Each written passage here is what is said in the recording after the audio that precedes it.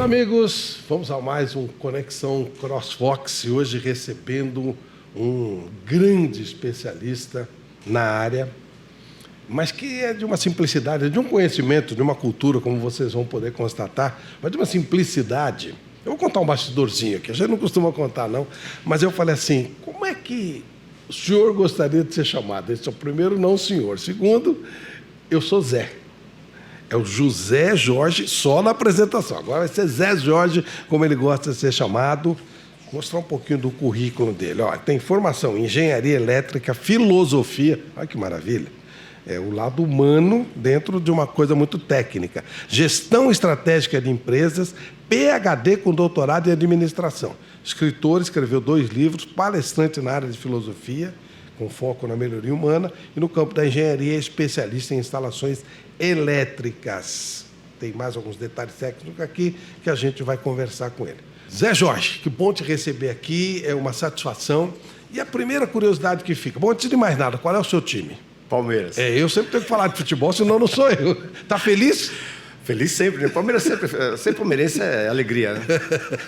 É um torcedor assíduo ou não? Não. Um torcedor que é de casa, muito tranquilo. As brincadeiras, principalmente com os corintianos, é apenas para um divertimento. Tá certo. Até porque o Palmeiras surgiu do Corinthians, né? O Corinthians existia, depois teve uma dissidência lá, aí o Palmeiras apareceu. São todos mais ou menos da mesma origem, não tem nenhuma justificativa esse lado. E aí a gente entra no lado dos excessos humanos. E é claro que essa entrevista é uma entrevista técnica, mas é uma coisa curiosa. Você tem uma preparação técnica, um PhD técnico, e, no entanto, tem uma preparação humana muito elevada, formada em filosofia. Me explica como é que foi isso, por que entrou o filósofo na história? Olha, o filósofo entrou para buscar entender a parte do comportamento humano, tá? Eu busquei na filosofia entender principalmente o comportamento no trabalho. E para isso eu tive que me dedicar um pouquinho já na psicofilosofia, estudando a mente humana, a parte comportamental, e chegar à conclusão que essa mente que nós temos, ela não nos pertence. Ela, na realidade, ela é emprestada, tá? Dos 3 aos 12 anos, ela é formada pelo papai, pela mamãe, pelo professor, pela religião, tá? O grande problema dos conflitos que chega nos ambientes corporativos é exatamente porque inocentemente e por não ter o conhecimento nos formou nossa mente egoísta. Nos ensinam desde o início que nós temos que chegar ao primeiro lugar, você tem que ser o primeiro, e fazem comparações. E isso adoece as pessoas. E não podemos esquecer que no Everest não tem lugar para todo mundo. Não tem nem ar, né? Não tem nem ar para todo mundo. Você trabalha numa empresa, Temon, que ela é extremamente atualizada e ela acompanha as evoluções das mudanças dos mercados de instalações elétricas e hidráulicas. É muito dinâmico esse mercado. Como é que a Temon faz isso? Como é que vocês conseguem fazer isso? A Temon, na realidade, vou contar um pouco da história rápida da Temon. Foi fundada pelo Dr. Álvaro, uma empresa que iniciou fazendo instalações prediais, tá? E com o tempo, essa mão invisível de mercado fez com que a Temon fosse para a área comercial e industrial e na área CPD. O próprio mercado, eu acredito, que ditou isso, e sabiamente o Dr. Álvaro, ele tem uma percepção muito grande de mercado, conhece muito o mercado, foi guiado por essa mão invisível.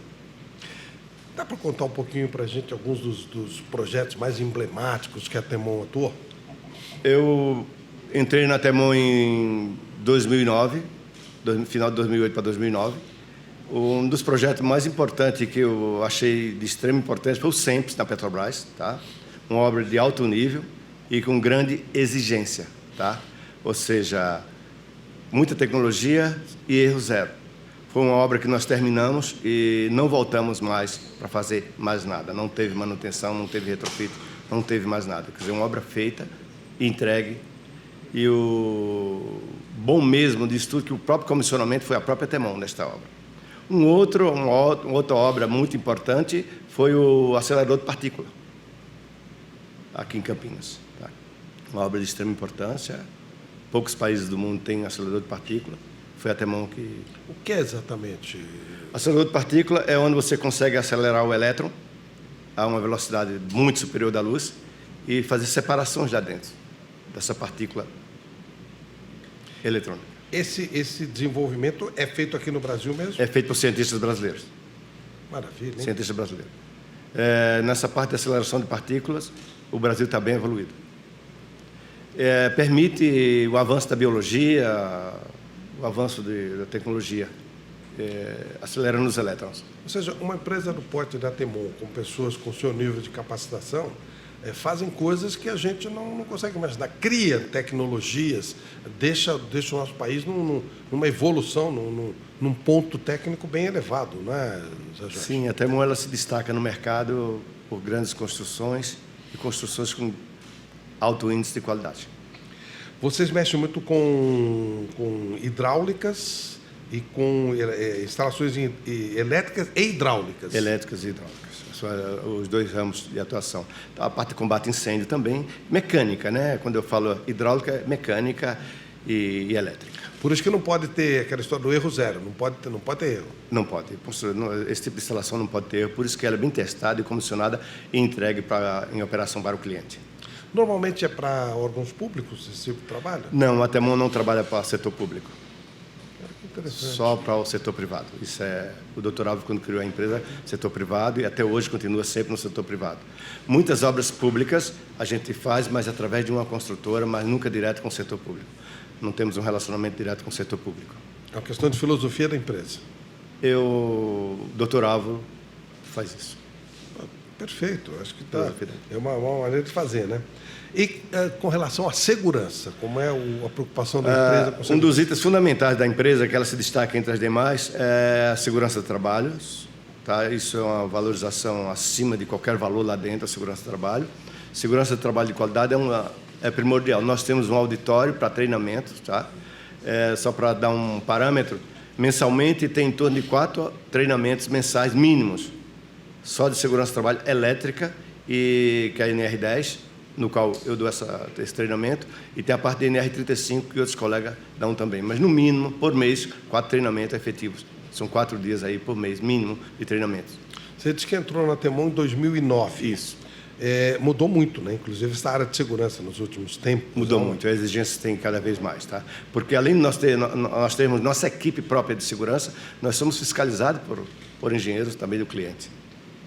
Perfeito. E aí, aí de novo entra o lado humano. Quando nós estamos falando de segurança, estamos falando não só da obra, como a própria segurança humana. Envolve um erro aí, ele implicaria em alguma coisa muito séria, né? Muito importante. Sim, não adianta você fazer uma obra de qualidade, uma obra e ganhar dinheiro e perder vidas. Eu acredito e a empresa preza por isso. A vida está em primeiro lugar. Você escreveu 2 livros. Quais são os temas? Eu tenho um livro que eu escrevi de fotovoltaico, que é Recebimento e Aceitação do Sistema Fotovoltaico. Tá? Nesse livro, eu dou um roteiro para que a pessoa faça uma aceitação completa, atendendo o requisito normativo para ter uma planta fotovoltaica funcional. É bem técnico. É simples, mas bem técnico. É a nível de eletricista e técnico. Não diria que a nível de cálculo, não, mas é um livro de aceitação. Ou seja, você pegar ele e seguir o roteiro. Praticamente eu peguei os itens normativos e coloquei no livro. Perfeito. E o outro? O outro é de reflexões para gestores. Eu peguei parte da minha tese e coloquei lá dentro, porque a tese ela se torna maçante e acadêmica, e coloquei lá dentro a nível de reflexões. Reflexões para gestores. Lá eu mostro como um gestor deve gerir sua equipe, tá? Diferentemente de uma gestão por conflito. Eu trato muito da gestão humanística, onde o gestor, primeiro ele tem que gerir a sua carreira. Primeiro o gestor é o gestor da sua carreira. Em seguida, ele está lá para auxiliar as outras pessoas. É como se ele fosse um ajudante geral do time dele. Ele está lá para auxiliar e não para ocupar o cargo de chefia. Tá? Aquela coisa de entender que está trabalhando com seres humanos e não com máquinas. Ele está lá para verificar e não controlar, propriamente dito, mas ele está lá para acompanhar. E não, exatamente, e não com máquinas. Tá? Você tem uma filosofia interessante do pertencimento numa empresa. O funcionário ter esse sentido de pertencimento. Explica melhor para a gente o que é isso. Perfeito. Eu vou explicar e vou dar um exemplo. muitos funcionários vêm trabalhar e eles estão preocupados apenas com o salário. Isso é muito ruim, isso torna pessoas doentes. Tá? O trabalho ele é de extrema importância para a melhoria do humano. E a empresa tem que fazer com que esse funcionário pertença e ele tem que se sentir pertencido. Eu vou dar um exemplo, gosto de dar muito o exemplo da abelha. A abelha trabalha o dia todo, ela vai e volta, ela só não trabalha dia de chuva, mas o resto, não tendo chuva, ela está trabalhando. Ela não trabalha por causa da sua própria estrutura, a chuva derruba ela. A asinha dela Isso, não vai... Não vai longe. A asinha não tem estrutura para os pingos d'água. Mas o resto ela trabalha. Ela trabalha o dia todo e na ida e volta dela, ela encontra quem lá dentro? A rainha. Tá certo? A rainha está lá no ar-condicionado, né? confortável, comendo bem e melhor. Mas quando ela pergunta para a rainha quem é você, a rainha fala, eu sou colmeia. E quando a rainha pergunta para a abelha, ela também fala, eu sou colmeia. A rainha e a abelha colmeia é um ser só. As empresas têm que ter essa visão humanística. Perfeito. Tem? Tem que ter. Mas eu digo, hoje as empresas têm isso? Ainda não. Ainda não, porque ainda não formamos líderes com essa visão. Exatamente por causa daquele princípio da mente que foi formada. Tudo está... Esse biocomputador que nos controla. E nós passamos a vida toda em briga com esse biocomputador doentio. Tá? Então, precisamos mudar esse foco. Uma outra coisa que você fala, que eu gosto muito, é a preocupação do líder em ter alguém inferior a ele e não alguém que saiba mais que ele em algum determinado setor. Explica um pouquinho melhor isso para a gente. Na realidade, um bom líder, ele busca as pessoas para superar as deficiências que ele tem, as falhas, como todos nós temos. Claro, claro. Tá? E o líder tem que buscar essas pessoas. Muitos líderes que não são líderes, são chefes, se assustam com o conhecimento de outras pessoas. Isso é muito ruim dentro do ambiente corporativo e tem que ser monitorado. Por isso, uma gestão de RH é de extrema importância. Gestão de pessoas é um departamento muito estratégico dentro de uma empresa. E, para isso, ele vai identificar líderes que estão lá para servir. Eu dou sempre o exemplo do grande líder, Jesus Cristo. Ele veio para servir. Verdade. Não tem líder melhor que esse. É impressionante, porque realmente é diferente isso que a gente está vendo. Eu estou entrevistando uma pessoa extremamente técnica, extremamente capaz daquilo que fala, mas extremamente preocupada com a visão humana. Você acredita, ou é só uma utopia, que a gente possa ter empresas com esse potencial técnico da Temon e que também se preocupem com o lado humano? É possível isso? É possível criar quando a alta gestão está comprometida, tá certo? É possível criar. Para isso, ele tem que mapear as competências. Isso, e gestão humanística dá resultado. Dá resultado. Tangível. Se você deixar pessoas com mapeamento de competências para determinadas atividades, no momento certo, você desloca essas pessoas para o teu planejamento, no momento certo, você tira essas pessoas. Mas, para isso, volto a dizer, os colaboradores, principalmente quem está em cargo de liderança, tem que tirar o ego. Porque as pessoas hoje contratam pessoas para o departamento e não para as empresas. Isso é gravíssimo, porque um funcionário ele pertence a determinada empresa e não ao departamento. Hoje se contrata pessoas para o departamento. Isso encarece os processos e tem que mudar essa visão. A empresa, volta a dizer, ela tem que ter, o funcionário tem que ter o pertencimento no sentido do momento que precisa para uma determinada atividade, ele tem que ser emprestado, no momento certo sair. Ou seja, a empresa é holística, é todo. E os funcionários, todos, que eu ia falar mais adiante, mas já posso antecipar, tem que ter conhecimento multidisciplinar. Multidisciplinar. Hoje não tem mais aquela só do especialista numa determinada área e só aquilo. Se você for especialista numa área só e só fizer uma coisa, cuidado, sua empresa vai estar comprometida nas próximas décadas. Você tem que conhecer bem a tua área, muito bem, ser bom no que faz, mas tem que ter conhecimento das demais áreas. Eu estou sentindo, então, que nós estamos vivendo um novo momento, porque a gente tinha partindo para a medicina, vai bem rigorosamente. Eu, quando jovem, o médico era generalista. Você ia lá e o médico cuidava de tudo, era o clínico geral. Aí começou a especializar. Tem o cara que cuida da mão direita, o cara que cuida da mão esquerda, o cara que cuida do dedão do pé, o cara que cuida do dedão da mão. E agora você está propondo uma situação de que esse especialista corre riscos. Nós estamos voltando para o generalista, mas com alguém muito especializado em alguma coisa, mas com essa visão mais aberta. É isso? Perfeito, perfeito. Não dá mais para você só conhecer uma determinada área na empresa. Por quê? Não esqueça que cada departamento tem uma entrega. Tá certo? Todo departamento tem uma entrega para outro departamento. Tá? São os processos. E na entrega desse processo, você tem que conhecer o outro processo para você entregar da melhor maneira. Senão tem uma ruptura. Você não pode passar um e-mail e dizer que está tudo resolvido. Não é assim. Você não pode entregar este produto e dizer que está resolvido. Você tem que entregar e saber como vai ser processado daqui para frente. Sim. Tem um especialista daqui para frente. Você tem que entender esse processo também. Senão, você pode entregar coisa não tão boa e você trava o processo ali, né? Trava o processo.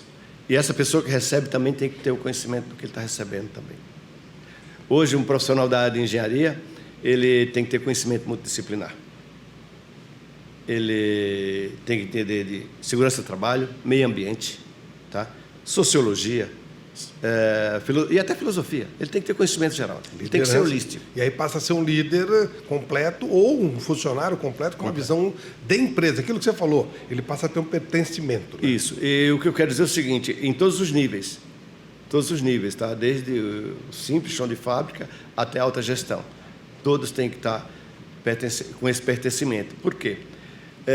Por exemplo, o pessoal que trabalha na área de limpeza. Eu considero esse pessoal como profissional da área da saúde. Sim, claro. Eles são profissionais da área da saúde. E tem uma importância fundamental dentro de uma empresa. Porque se eles não cuidarem da limpeza, todos nós ficaríamos doentes.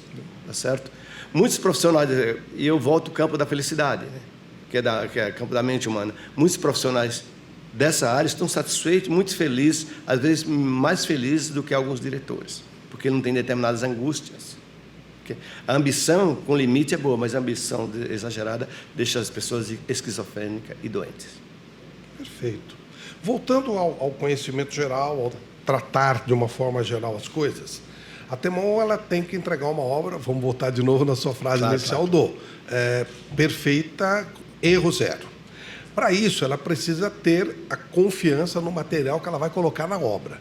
Como é que é feito esse processo de escolha? Ok, na Temon nós temos o processo de homologação. Tá? Durante a homologação é feita uma visita, primeiro é trocado e-mails entre a pessoa que vai ser avaliada, aí ele manda todo o certificado de documentação pertinente, depois tem uma visita técnica ao local. Na visita técnica a gente vê a capacidade de produção, o domínio tecnológico e a capacidade fabril. São esse tripé que a gente homologa e deixa a pessoa apta para o fornecimento. Ele tem que atender todos os requisitos. Tá? Capacidade de produção, capacidade fabril e domínio tecnológico. Porque existe um fator que, e quando a gente falava aqui, numa outra conexão CrossFox, falando com o Paulo Henrique Durst, com o Alisson Grace, eles disseram o seguinte, olha, nós temos uma competição com equipamentos de uma qualidade muito inferior, com preço muito inferior. Só que a gente priorizou trabalhar nesse nível de qualidade. Esse tipo de cuidado vocês precisam ter muito também, porque senão, até mal não, porque ela é muito grande, ela tem um grupo de pessoas muito competentes. Mas há esse risco, de repente, a sua obra ser prejudicada por um material de baixa qualidade que foi comprado. Existe. O fornecedor nosso é uma extensão nossa. Ele é uma continuidade nossa. Ele tem que entregar um produto bom e testado, um produto que atende o requisito normativo. As normas técnicas são requisitos mínimos. Não se discute. Essa é a régua mínima.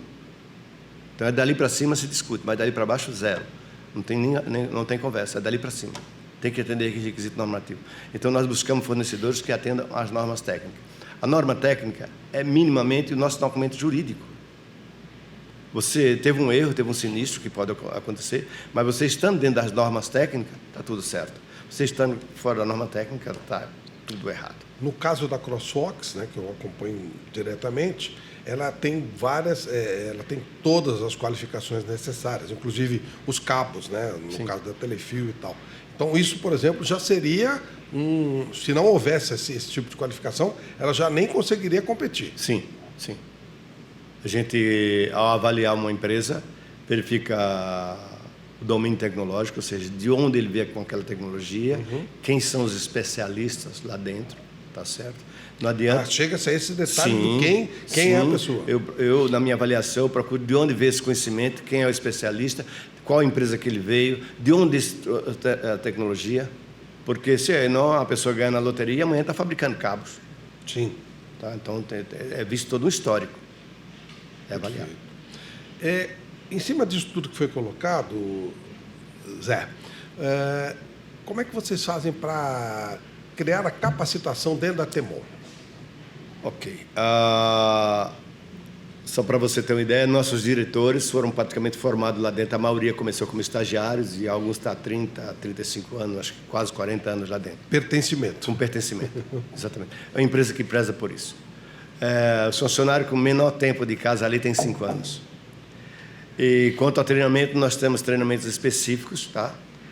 Sempre um projetista dá um treinamento. Eu, particularmente, tenho vários treinamentos. Eu dou treinamento de fotovoltaico lá dentro, tá? Durante o treinamento de NR10, eu falo de segurança elétrica, falo sobre aterramento, sistemas de aterramentos, sistemas fotovoltaicos. A gente vê a deficiência dos nossos eletricistas e treinamos ele lá dentro, tá? Nossos eletricistas são rigorosamente treinados. Perfeito.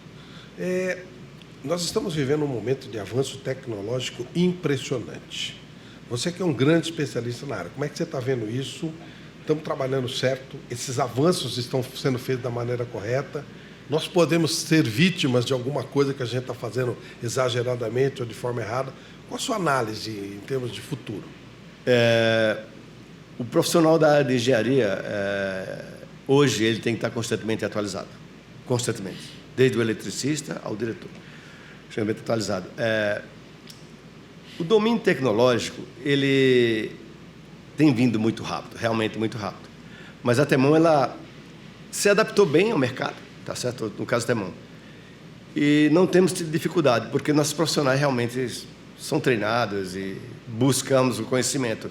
Quando nós não temos um conhecimento de determinado produto, nós vamos lá no fornecedor aprender como funciona aquele produto para poder aplicá-lo. É o caso de no-break, transformadores, geradores, fabricante de barramentos blindados. Nós vamos até o fabricante e aprendemos com ele. Como é que você imagina o mundo daqui a 20 anos nessa área? Eu vejo o mundo novamente muito competitivo. Muito competitivo. Muito competitivo. É bom ou ruim? Bom, bom. Vai exigir que a gente tenha mais conhecimento, desenvolvimento tecnológico, mas eu vejo o mundo já é competitivo, mais competitivo, e a tecnologia, ela exige que esse humano que está ali envolvido nunca seja superado. A tecnologia nunca vai superar o humano. Nunca vai superar. Tá? Então, o futuro não assusta. Não assusta. Eu acho que esse profissional, volto a dizer, ele tem que ser multidisciplinar. E eu não vejo medo do futuro.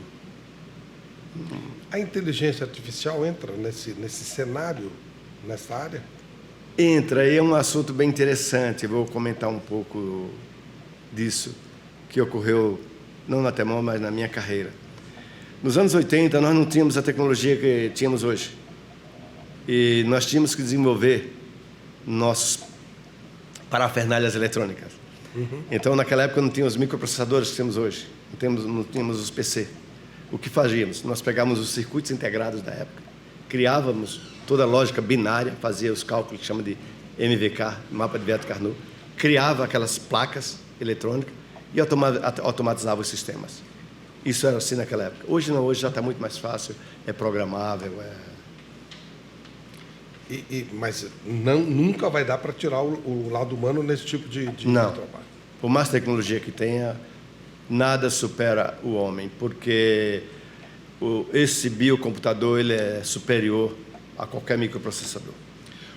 Há em todas as áreas, né? Não só na sua área, mas em todas as áreas, as pessoas dizem o homem será substituído pelo robô. E aí eu vejo um engenheiro do seu porte preocupado com o lado humano.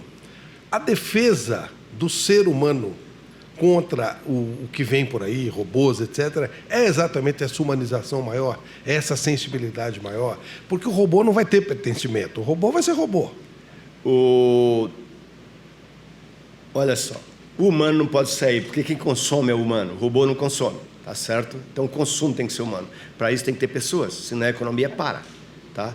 Então esses robôs serão utilizados para serviços mais severos, fornos, serviços de alta temperatura, áreas poluídas, áreas militares, isso aí o robô entra, tá? Mas na área social e humana, porque o robô não tem empatia. O robô, ele não vai ter empatia. Ele pode até dar um sorrisozinho falso programado, tá? Pode fazer uma brincadeirinha, mas ele não tem empatia.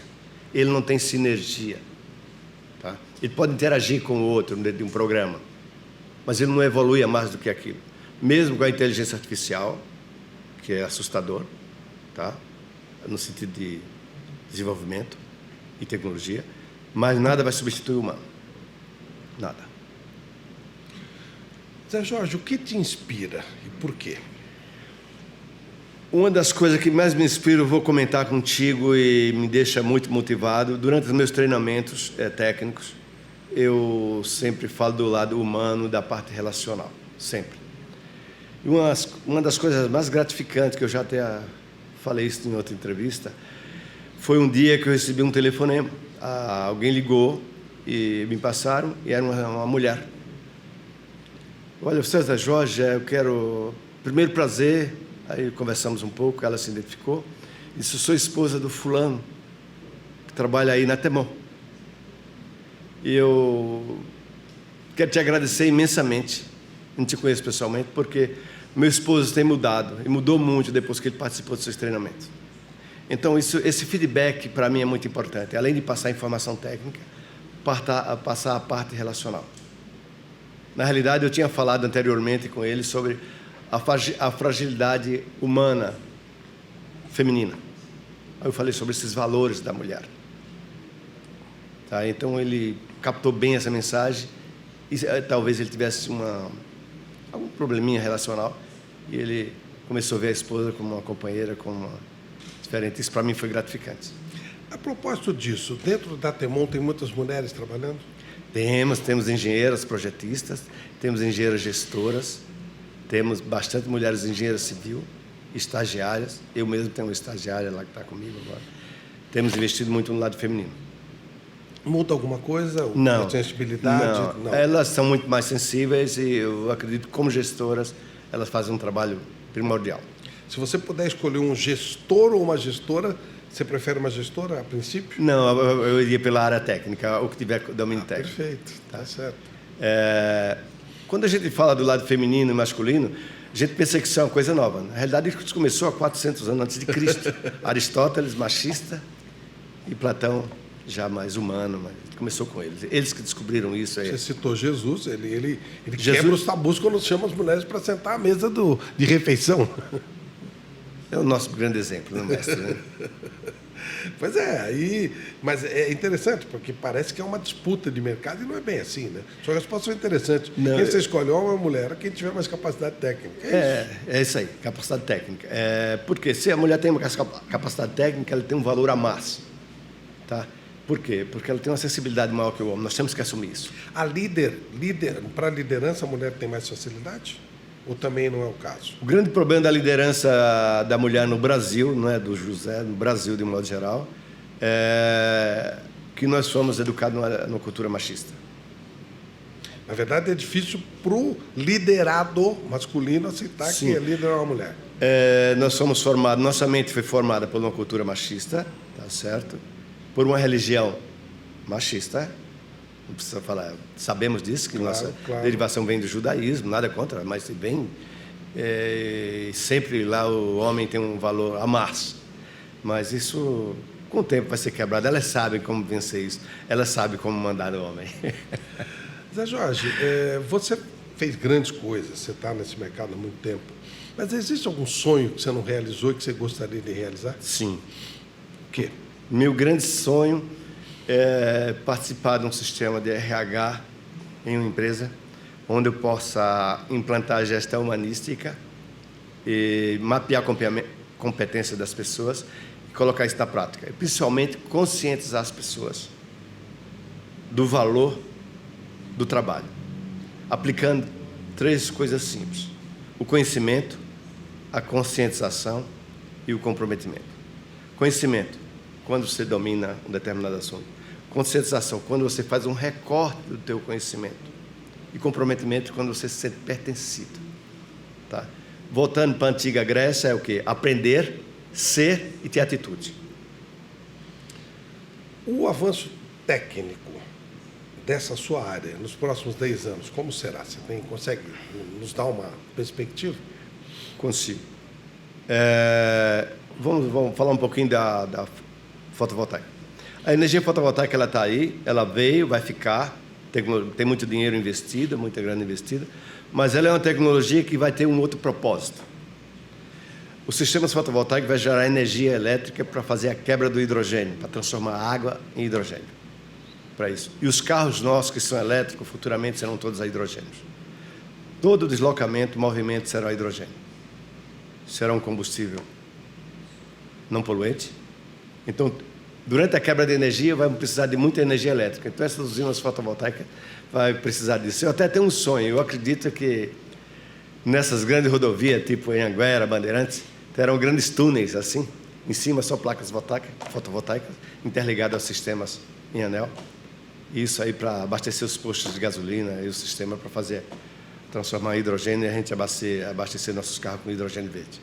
É claro que tem muita gente técnica assistindo a gente, mas tem também alguns que são leigos, como eu, por exemplo. Explica exatamente que energia é essa que você está se referindo. Você quebra a molécula H2O, tá certo? E transforma ela só em hidrogênio. Certo. Tá? E para isso é um processo, a grosso modo, é um processo eletrolítico.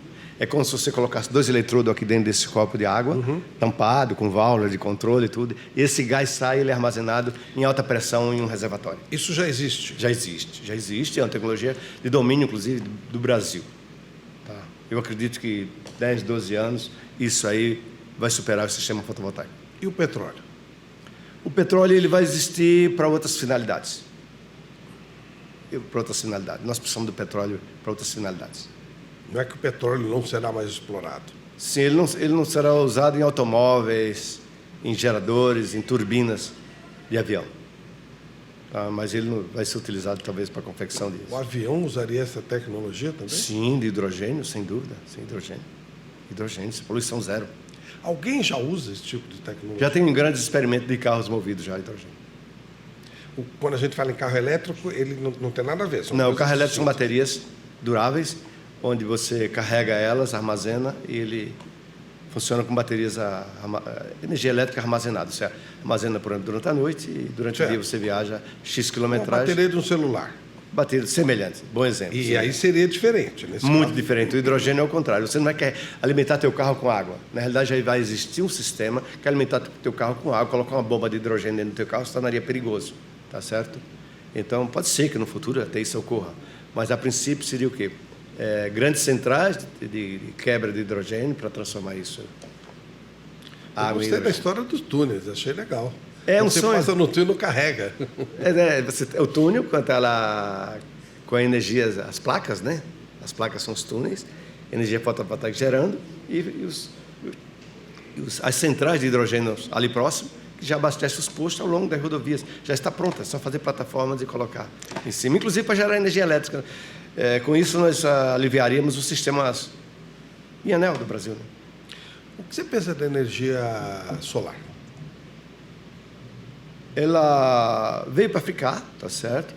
Tem evoluído muito, as placas começaram com pequenas potências, hoje já está com grandes potências, deve aumentar mais, tá?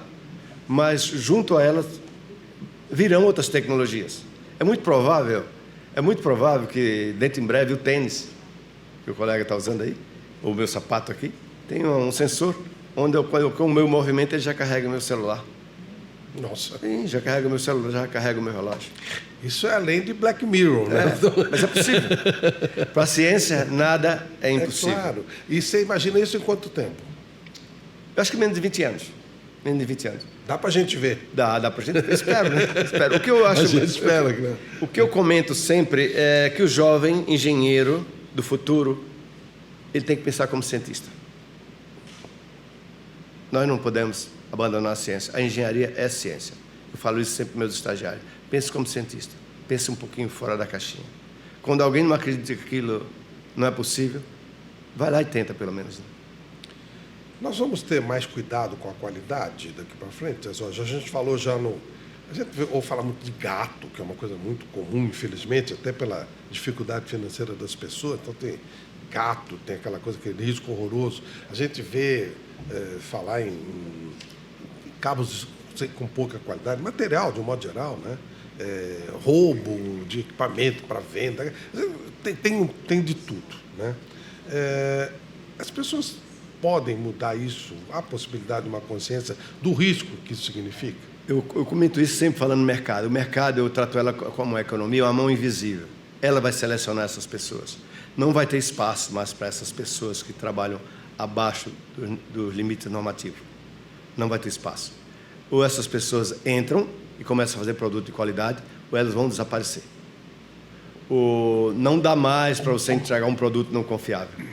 Só para dar um exemplo, quando houve aquele boom da certificação ISO, muitas empresas foram buscar. E é importante ter isso. Mas o mais importante é que o sistema seja implementado independente de certificação externa, que as pessoas tenham consciência que tem que entregar com qualidade.